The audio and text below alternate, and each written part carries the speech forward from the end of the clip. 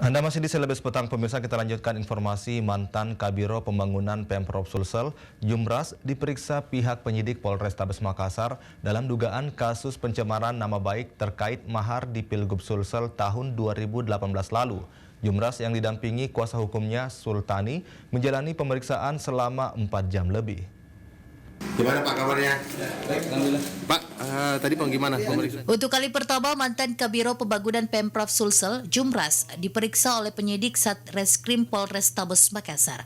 Jumras diperiksa polisi lantaran adanya laporan terkait dugaan pencemaran nama baik yang ditujukan kepada Gubernur Sulsel, Profesor Nurdin Abdullah.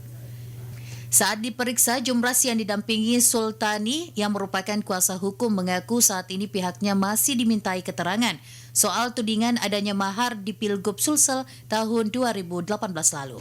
Ya, perkembangan kita lihat perkembangan saja. Nah, ini masih proses. Tapi hari ini memang akan melapor balik? Belum. Ya. Belum, Pak ya. Bisa. Oh, ya. Pelaporan Jumras ke polisi akibat dari pernyataan Jumras yang menuding Gubernur Sulsel, Nurdin Abdullah, telah menerima uang senilai 10 miliar rupiah dari oknum pengusaha pada Pilgub 2018 lalu sebagai mahar. Disinggung perihal akan melakukan laporan balik, kuasa hukum masih melakukan pertimbangan lebih mendalam. Muhammad Ikrar, Selebes TV. Ada gambar.